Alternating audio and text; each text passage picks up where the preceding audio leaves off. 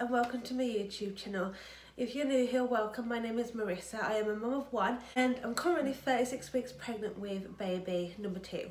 So today I am filming my 36-week pregnancy update. I feel like this pregnancy has absolutely dragged. I feel like I've been pregnant for over a year. I'm pretty sure that any other mum that's been pregnant pretty much just felt this way at some point, so I know I'm not alone there. So I haven't done a pregnancy update since 30 weeks pregnant, so that's 6 weeks ago. So I have a couple of things that has happened in that time that I want to talk about and basically explain. So yeah, a couple of things has happened which I'm going to get into now. So at around 32 weeks pregnant, my husband had to be taken in an ambulance to the hospital because he was having severe chest pains. We didn't know what was causing the chest pains, so obviously I went in the ambulance with him to the hospital to make sure that he was okay. And when I was there and we was waiting for about 5 hours before we was even seen to. I remember standing up and feeling like a gush of fluid or water or something like that from below, and obviously I was quite concerned, and my husband said, oh, maybe it's just sweat or something minor because you've been sitting down for so long. Well, we've been waiting. And I said, yeah, maybe. So it happened again, so I felt it gush like twice, and I was thinking, oh no, my waters have gone. And I couldn't exactly leave my husband when he was waiting to be seen to see what was going on with his chest, to go all the way to the maternity hospital. And the hospital that we were at, the hospital that we went to, doesn't deal with like babies and stuff like that. So I had to wait. So we didn't get out of the hospital till 1 o'clock that morning, and my husband, he just wanted to get home. I just wanted to make sure that he was fine and he was, in bed and comfortable and everything. So I said to him, first thing in the morning, I'll call up triage and basically see what they say. So I called up triage, and they obviously wanted me to go in straight away to be checked over. If your waters break when your class is preterm, it can cause a lot of issues for mother and baby. So obviously you need to make sure that if you ever think that your waters have gone, that you get it checked out like straight away. So I went to get checked. I was put on a baby monitor. They listened to baby's heartbeat for an hour. They did all the other checkups, checked my urine and everything like that. And they said, okay, you have to wait for doctor now.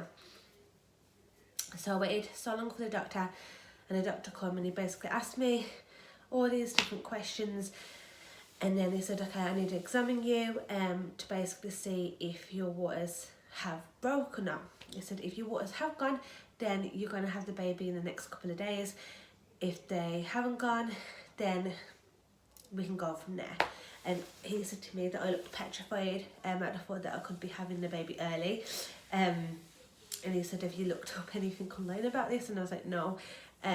So he was like, okay, let's get this examination over. So he examined me, and he said to me that my waters hadn't broken. My cervix was closed, and there's no sign of leaking or anything like that. So obviously I was relieved. He said to me that the fluid that I probably felt was sweat mixed with urine. He said that it's very common to get that when you're pregnant. He says you do have an increased amount of discharge. So he sent off the discharge swab that he took to basically be sent off for analysis. And obviously that come back, everything was okay with that. So that's what happened at 32 weeks. Moving on to further into the pregnancy.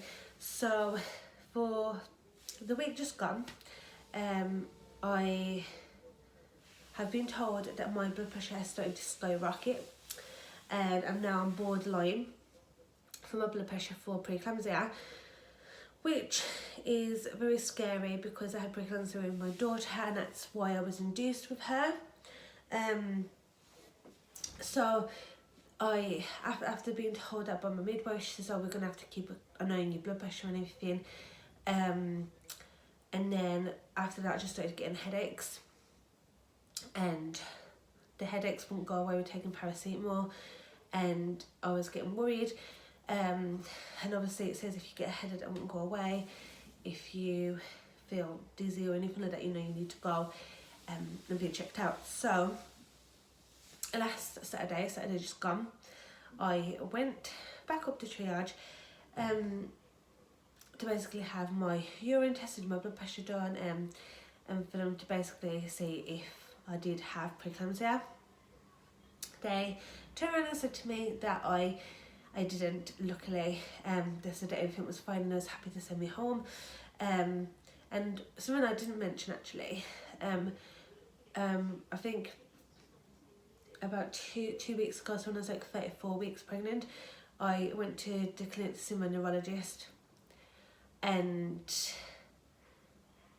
they tested my urine there, and they said I had protein in my urine. So me thinking that I had protein in my urine, that like concerned me obviously, because that's like one of the first signs of preeclampsia. But when I went to triage on Saturday, they basically said no, you don't have any protein in your urine, it's all clear. So whatever was causing that protein at that time went away. So I was quite happy and relieved about that. But we're in a home stretch now. Hopefully we've got hopefully it's just 4 weeks left to go, because we have 4 weeks until I'm due. So I'm hoping that I don't have much longer left to go. I'm going to show you a bumper shot of my baby belly, so you can see how big it's got.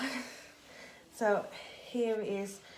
If I just stand back a bit, you can see I've got my maternity jeans on. I'll pull this down, you can see my bump, and here's from the front. So baby is growing nicely. Yeah, everything in my pregnancy seems to be going okay now. I just need to get to this home stretch, through this home stretch, and hopefully I'll get to meet my baby boy soon. I'm going to show you the setup in my bedroom at the moment. We pretty much have everything where we want it to be, so I'm just gonna give you a little show around. And this is our son's cot. It is a cot bed, so it basically can turn into a toddler bed after. So when he's old enough, it will be a toddler bed as well. We wanted to make sure that we got one that turned into a toddler bed so we could save some money, because everything's so expensive when you're having a baby. Right, so here is his car seat for when we bring him home from the hospital. If anyone knows how you loosen this thing under here, to make it so these handlebars are looser, then please comment down below, because I need to get that looser so that he can fit in there properly. These clips are for if we want to put the car seat onto the pram, which we'll probably do, because I want to try and get as much use out of the whole pram this time round to last time. I bought this sign from Amazon. I think I paid £7 or £8. That's including post. It says please don't touch. For me, any germs can be too much.